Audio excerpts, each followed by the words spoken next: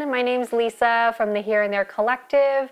We're here today at the beautiful Brooklyn studio of artist Wen Liu. Welcome. Thank you. So excited to see what you're working on. Hi, my name is Wen Liu. I just moved to New York and just moving to this studio in Brooklyn, and I'm very excited. I'm a sculptor. I make mixed media sculpture. Awesome. And I feel like there's so much in here to look at. I'm very excited to move around and see. But before we get to that, I think what's been interesting about your practice is that you really, to me, take mold making to the next level, and you really play with organic and inorganic materials. Can you tell us a little bit about, how you arrived at your process as an artist, really focusing on sculptural works that incorporate kind of both the mold making and the organic? Sure. I am very fascinated with molting process in animal and insects.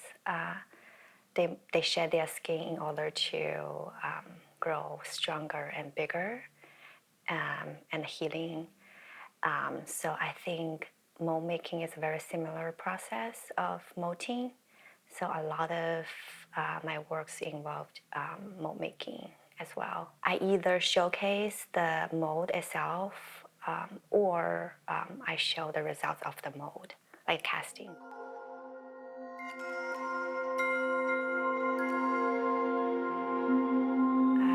So recently I've been working with this wall sculpture called Inarticulate Chase. I make a sculpture like a frame and then cast resin with Chinese herbal medicine in it. So it all starts with the healing process of myself. I will go to Chinatown and get a prescription based on my condition, and then use the prescription in the casting. I don't know if you have experience seeing a medicine doctor. You don't actually need to give any test result, like lab test. You just describe your symptoms, like, oh, I have stomach pain after eating, like I have insomnia, and they will feel your pulse, and then based on your description, and they give you a prescription. I always feel pain is so personal and unshareable. How can I get close enough and accurate enough to describe what I'm feeling? And the person, literally the accuracy of the prescription just based on how accurate you express yourself, you express your feeling. I feel like when I describe my symptom, it's the similar frustration when I use English as a second language. Like how, for example, if I'm experiencing heartburn, first of all, how can I locate it and know this is the heartburn people talking about? And how can I articulate it and make people understand? So it's like the similar frustration using the second language. So I use this prescription and casting in the work, and I was joking, like if there's a medicine doctor walking into the gallery and they see the combination of the medicine, oh, this girl has insomnia. I'm sending this code, like only people can read it, and there's a reoccurring ingredients in my prescription. That means like I constantly have some kind of issue. It's updated, and also it's personal. So I call it Inarticulate Chase. I love that, and I think it's there's something really special and intimate with imbuing something so personal and specific in your works that, like, if you know, you know, but if you don't, you don't. But either way, like, you can get a sense of that intimacy through like just the level of detail and care, like each thing just being so individually placed within the resin and within the work. And it almost like gives this sort of stained glass appearance, right? Almost like a cathedral when you kind of walk in and you have those like beautiful stained glass windows. And I'm often struck by that and like the symmetry that you put in your works. And I'm wondering if like that sort of composition to you means anything just in terms of creating that symmetry within those wall works with the, you know, delicate placement of the herbs. Like, I'm wondering if that's part of your thought process too. Yeah, I'm very interested in the ink block test. I've been doing a lot on my notebook. You basically drop ink and you just fold the paper and see, like, imagine what's that in your mind. It's very psychological process, and I feel like it's very interesting. Like, how can I, like, it's like express my mind and also cure my body. So the symmetry came from that process, and also I wanted to look like you said, like church stained glass feeling.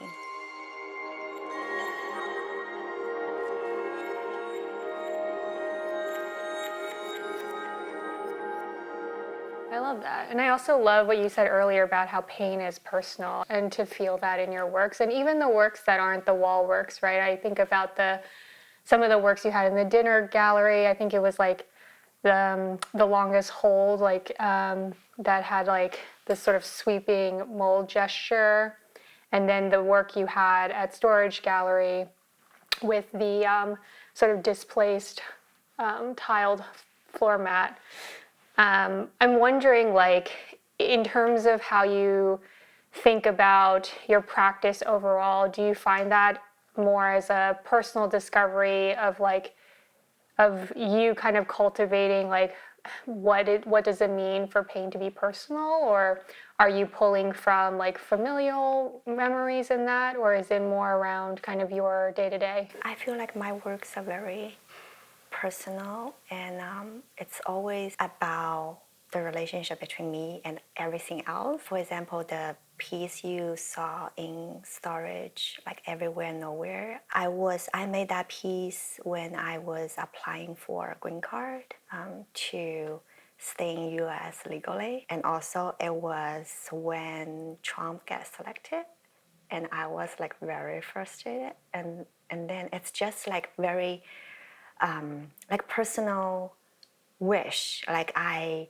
made that piece like for best wishes for myself, because in tradition in China, like small village, if there's a newborn baby, like the whole village will give new mother a piece of used cloth, and the mother will quote a small blanket or jacket for the newborn baby as everybody like best wishes for the baby. So I got the inspiration from that, and I feel like, oh, I need to make a blanket for myself for the best wishes.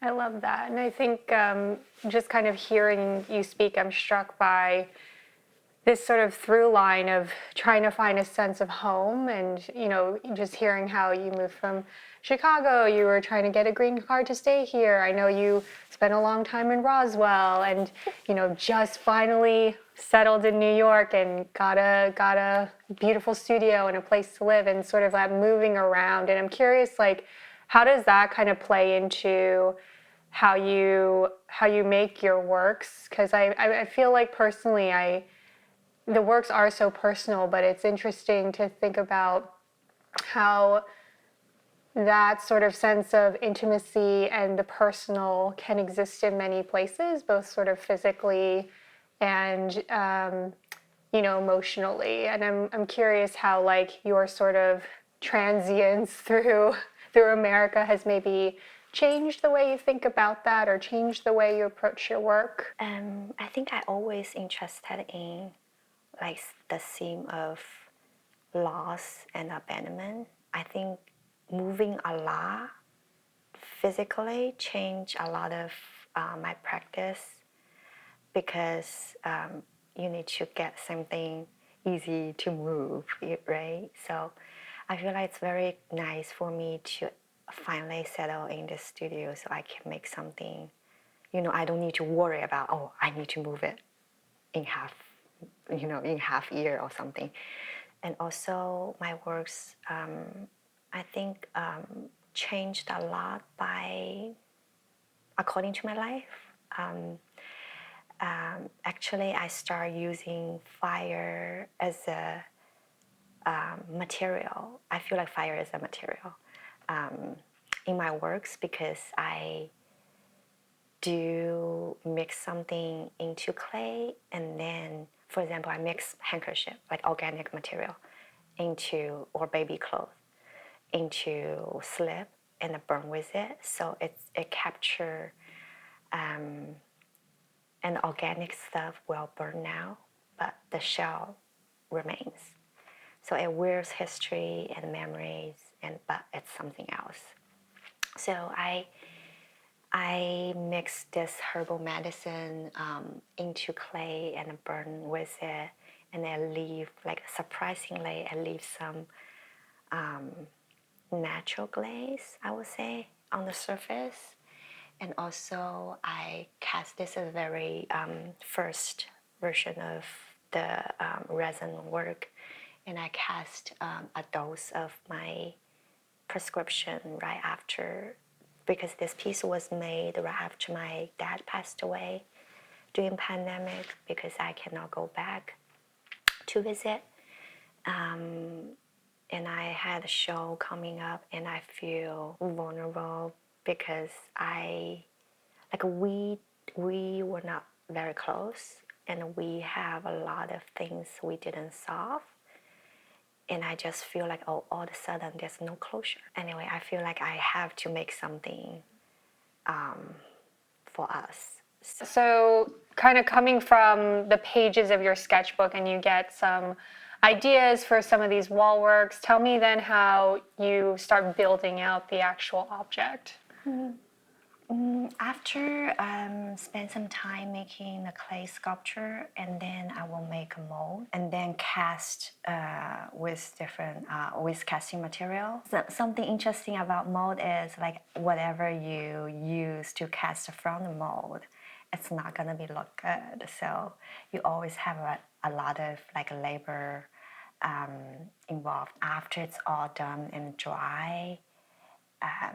And I place the prescription of my medicine and place into the openings, and I didn't do all the openings because I feel like I want something to breathe.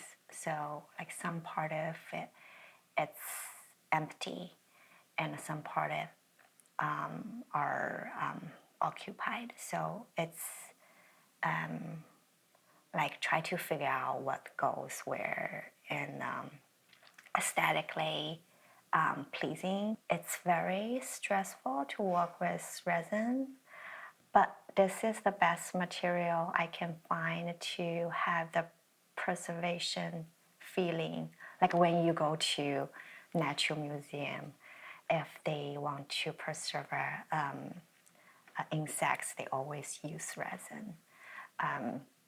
So that's the best way I can think of. Like I can think of like a glass.